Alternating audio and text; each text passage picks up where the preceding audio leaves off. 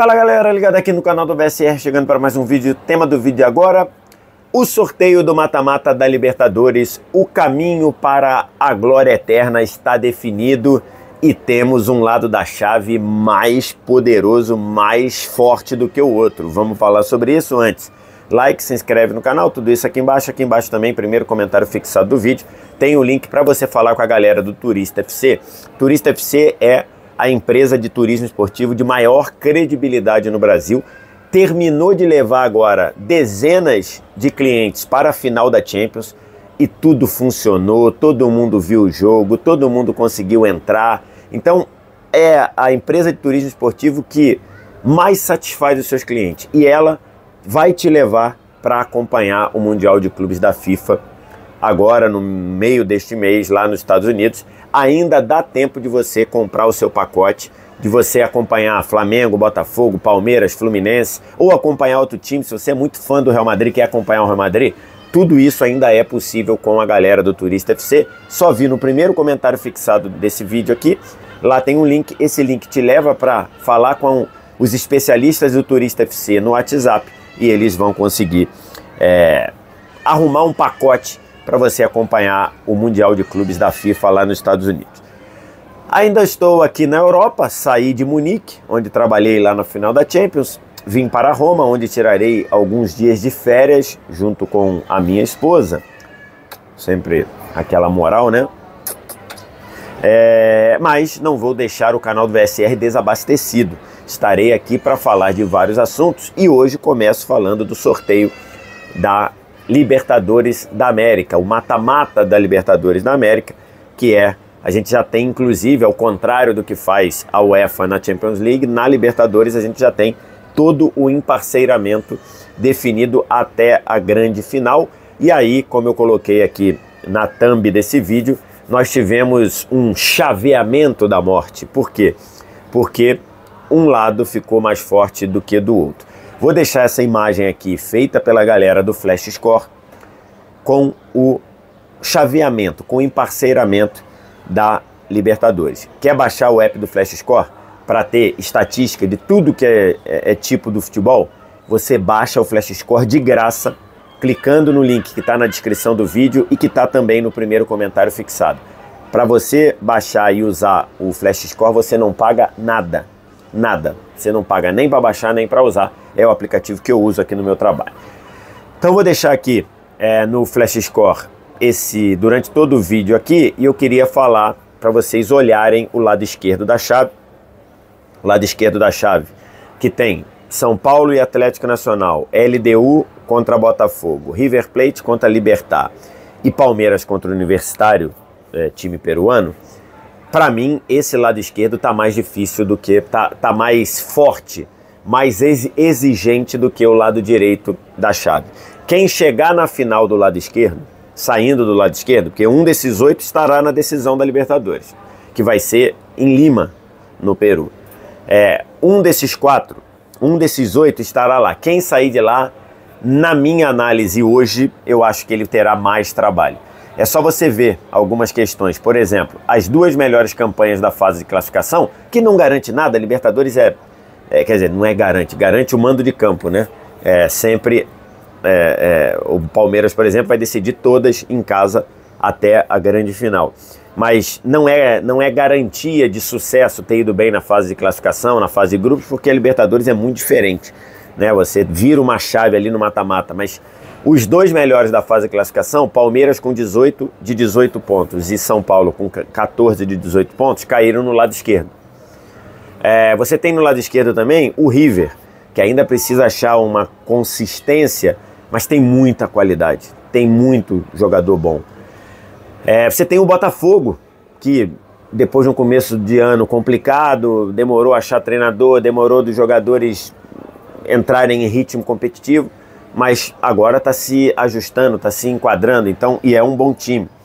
Então, essa galera está toda do lado esquerdo. No lado direito, eu acho que ali você tem alguns times muito qualificados, mas, num geral, eu acho que o lado direito está menos forte do que o lado esquerdo.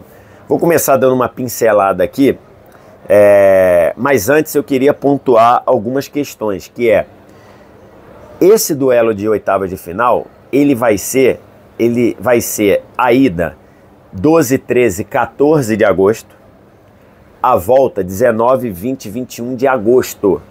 Eu estou gravando esse vídeo no dia 2 de junho. Daqui para agosto são 2 meses e meio. É todo o mês de junho, é todo o mês de julho, até a segunda semana de agosto. Nesse meio do caminho vai ter o Mundial de Clubes. Nesse meio do caminho tem janela. Então, assim, é muito difícil a gente, no futebol, irmão, 2 meses e meio é quase o equivalente a, sei lá, 2 anos. No futebol, 2 meses e meio não dá para você projetar muita coisa, porque quem tá mal vai ficar bom e talvez fique mal de novo. Quem tá bom fica mal e talvez fique bom de novo. Jogador que tá em má fase entra em boa fase. Jogador que tá voando começa a jogar mal. Tem lesão, tem venda. Nesse meio do caminho tem janela. Tem janela pro Mundial de Clube, depois tem janela europeia. Então, para mim, a gente vai ter que refazer, vai ter que dar uma pincelada nisso aqui de novo na segunda semana de agosto. Mas dando uma analisada aqui, eu acho que para as oitavas de final, eu vejo do lado esquerdo amplos favoritos ali. O Palmeiras é muito favorito contra o Universitário. O River, para mim, é bem favorito contra o Libertad. O Botafogo, para mim, é bem favorito contra a LDU. E acho que o São Paulo é favorito contra o Atlético Nacional, mas aí tem uma questãozinha, que é: o Atlético Nacional é um time com boa capacidade de gerar jogo, né? É um time com boa técnica para criar jogada. É um time que ganhou todas quando jogou em casa. Em compensação, São Paulo ganhou todas quando jogou fora de casa. Eu vejo o São Paulo favorito, mas acho que o São Paulo vai ter trabalho com o Atlético Nacional. Acho que o São Paulo vai ter problemas aqui com o Atlético Nacional. Então, esse ponto aí para mim, eu vejo aqui que no lado esquerdo a gente tem, de novo, Palmeiras muito favorito, mas muito favorito contra o Universitário. Vejo o River bem favorito contra o Libertad. Vejo o Botafogo muito bem favorito contra a LDU. Essa LDU para mim é uma das piores LDUs que eu me lembro ultimamente. Essa LDU é uma LDU que é muito frágil. Não sei se ela vai melhorar até lá, mas acho que uma LDU muito frágil. Mas e aí o Botafogo, para mim, se encaixando, o trabalho do Renato Paiva começando a aparecer, acho ele bem favorito contra a LDU. E acho o São Paulo favorito contra o Atlético Nacional, mas o Atlético Nacional tem capacidade de dar trabalho. Alguns questionamentos aqui. Palmeiras vai perder o Estevão, né? Não sei como será a reposição ao Estevão, até porque é muito difícil você buscar uma reposição para o Estevão. Mas o Palmeiras se preparou para ter um elenco para suportar e lidar com a ausência do Estevão. O River Plate, ele ainda precisa se ajustar, mas o River Plate tem muito elenco. O River Plate tem muito jogador.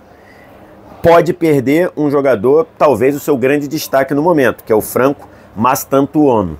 Ele pode perder, porque metade da elite europeia está de olho nesse moleque, metade da elite quer contratar agora o jogador de 17 anos, para ele ir quando fizer 18, e ele faz 18 com janela aberta, né? Porque ele faz 18 em agosto.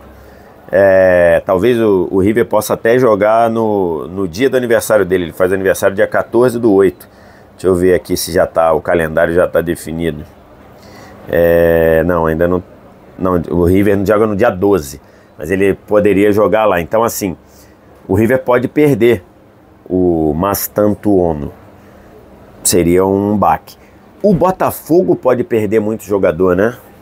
O Botafogo pode ter problemas, porque mesmo considerando o Botafogo favorito contra a LDU, o Botafogo pode perder o Igor Jesus, que é o melhor jogador do time na temporada. Pode perder o Jair, zagueiro, que tem jogado muito bem.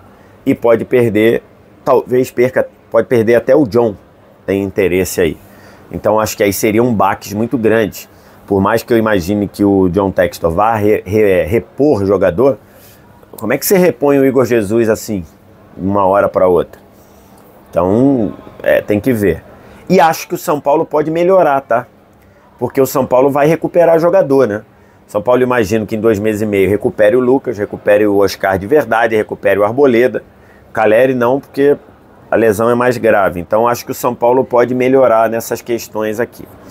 Esse é o lado esquerdo da chave, que para mim é o chaveamento da morte, né?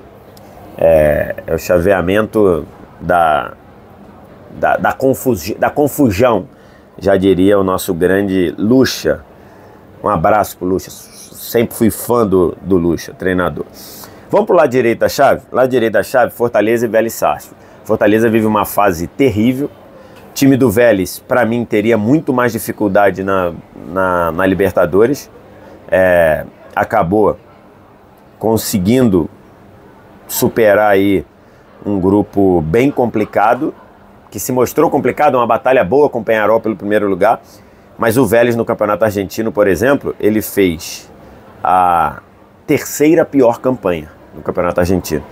No Campeonato Argentino ele ficou em 13º num grupo e com menos pontos que ele, só 2. O Talleres, que fez 13, e o San Martín, que fez 9. O Vélez fez 14.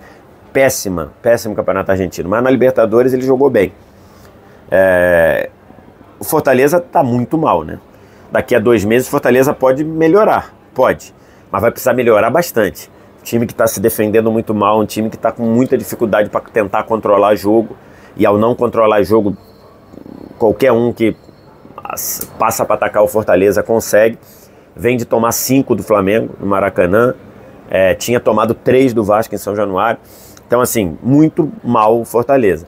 Pode ser que ele jogue tudo e estique a corda na Libertadores. Dentro da Libertadores tem o jogo lá que ele ganhou pela invasão do campo lá da torcida do Colo-Colo. Então assim, não é um bom ano do Fortaleza. Para mim aqui o Vélez é favorito. Peñarol e Racing. O Racing, ele é o grande vencedor do lado direito da chave, porque o Racing fez a 3ª melhor campanha, com 13 pontos. Só que os 2 que estão na frente dele ficaram do outro lado, São Paulo e Palmeiras. Então o Racing passou a ser o mandante do lado direito da chave. Enquanto o Racing for avançando, o Racing decide no cilindro. E a gente sabe como é difícil jogar com o Racing no cilindro.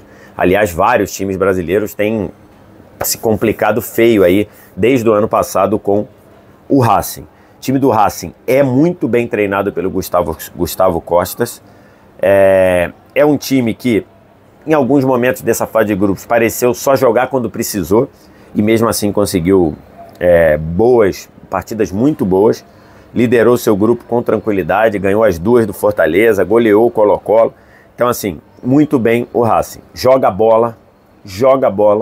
É um time que não fica ali na catimba, não fica trancado, joga a bola, sai para jogar, se oferece velocidade, inversão do lado de esquerdo para o lado direito, 1 contra 1 com Salas por um lado, Nardoni e Zuculini controlando por dentro o meio campo. Então assim, Zaratio, uma ótima adição também. Então assim, muito bem o Salas. O Adrian Martínez, um senhor centroavante. Muito bem o Racing. Tem uma questão do Racing. Ele vai perder o jogador? Cara, é muita gente de olho nos jogadores do Racing. Muita gente. Adrian Fernandes tem gente de olho nele. Nardoni tem gente de olho nele. Zuculini já não tem mais idade para ser vendido, mas Adrian Martínez tem gente de olho nele. Maximiliano Salas tem muita gente de olho nele.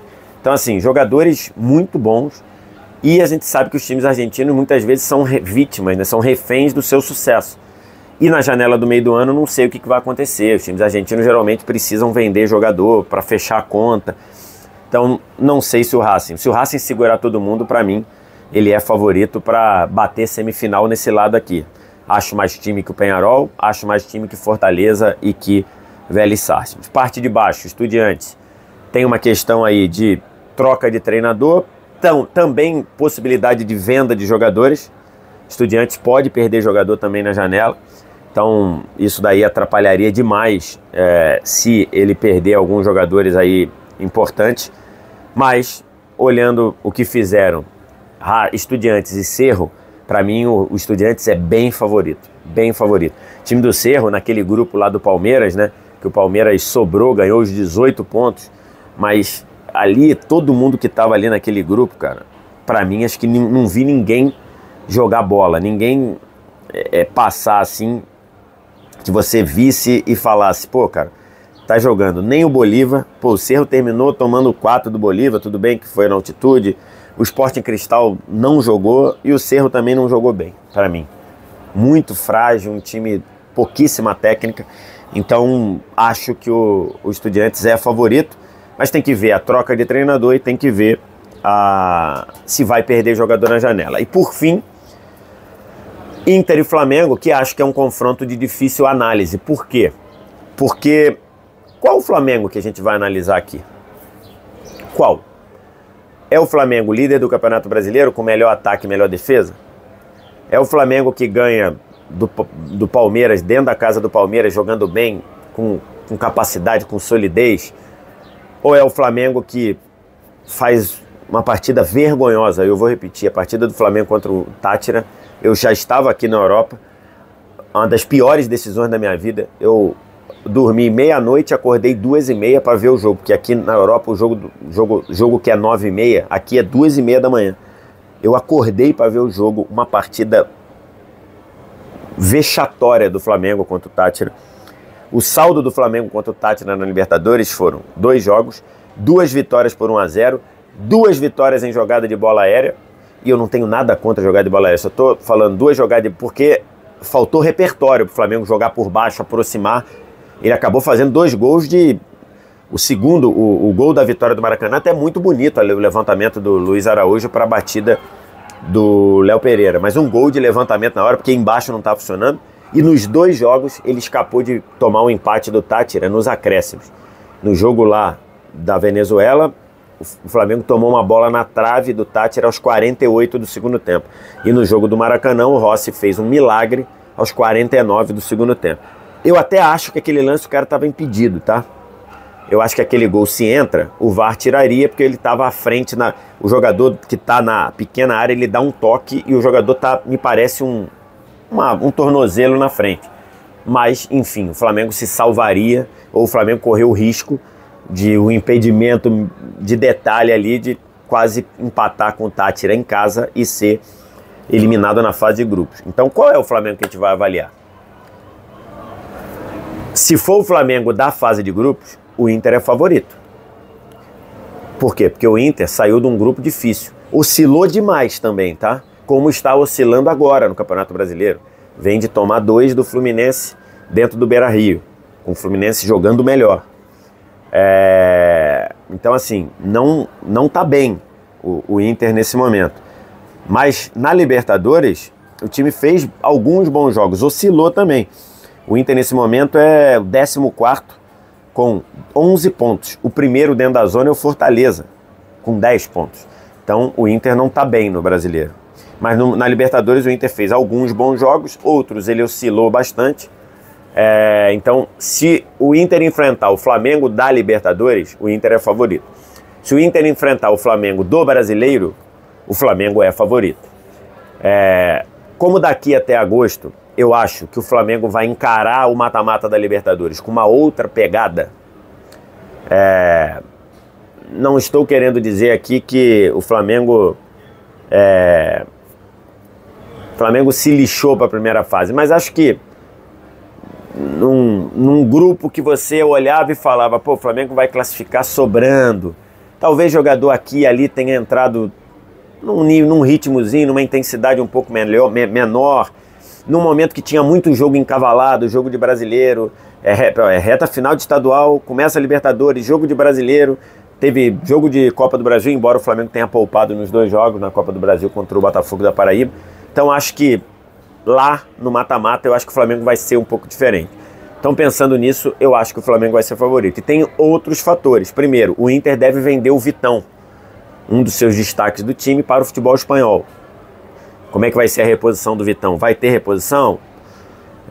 O Inter, ao que tudo indica, com uma lesão ligamentar, perdeu o Fernando, volante, titular da volância, jogando bem. Ele deve ficar de 3 a 4 meses afastado, então não deve jogar contra o Flamengo esses 2 jogos. Lembrando que a decisão é no Beira-Rio, né? Inter foi primeiro do seu grupo, Flamengo segundo, a decisão é no Beira-Rio. Na ida, jogo no Maracanã, na volta, jogo no Beira-Rio. O Flamengo deve se reforçar na janela. O Flamengo já tem um reforço engatilhado, falta só anunciar. O Jorginho, que estava no Arsenal, jogador de seleção italiana, vai chegar. E a direção do Flamengo promete reforços além do Jorginho para o Mundial de Clubes, mas não é só para o Mundial, para ficar também para o resto da temporada.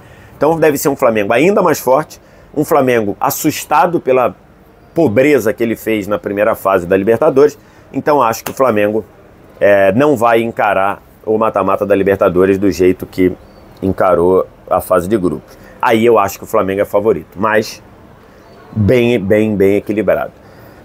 Tem uma questão, vi muita gente nas mídias sociais dizendo assim, seguinte frase: quem passar de Inter e Flamengo já está na final. Desculpa, não é isso não, tá? Não é isso não. Não é isso não, Libertadores não é assim. Libertadores não funciona assim. Só para lembrar, das últimas 5 Libertadores, o Flamengo foi para a final em 2. Perdeu uma pro Palmeiras em 21, ganhou uma do Furacão em 22. Nas outras 3, ele caiu em 20 para o Racing, dentro do Maracanã, e ele era favoritíssimo. Ele caiu em 23 para o Olímpia, um dos piores Olímpias que eu já vi. Perdeu, tendo aberto 2-0 no agregado, porque ele ganhou no Maracanã e saiu na frente no Paraguai, tomou um 3-1, foi eliminado pelo Olímpia. E no ano passado, era favoritaço contra o Peñarol. O Flamengo não conseguiu fazer um gol em 180 minutos no Peñarol, foi eliminado nas quartas de final. Então não é assim não. O Racing pode eliminar perfeitamente, pode eliminar qualquer time desse lado da chave. O Racing tem bola para isso. Não sei se vai perder jogador na janela, mas o Racing tem bola. Então não é automático dizer o vencedor de Flamengo e o Inter e Flamengo, o vencedor já está na final da Libertadores. Não funciona assim. Nós devemos respeitar um negócio chamado Copa Libertadores da América, ok? É isso que eu queria falar aqui, análise. Você concorda com a minha análise?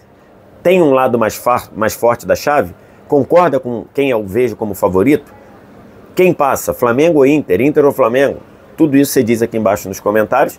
E aí você vem no primeiro comentário com aqueles 2 links que eu te falei. O primeiro do Turista FC, para você conversar com os especialistas do Turista FC via WhatsApp para ir para o Mundial de Clubes da FIFA, acompanhar seu time, acompanhar essa loucura que vai ser o Mundial de Clubes. E a outra, o link para você baixar o app do Flash Score, totalmente de graça. A arte aqui toda do Flash Score, você baixa de graça e usa de graça, beleza? Obrigado demais pela audiência, um abraço, tchau!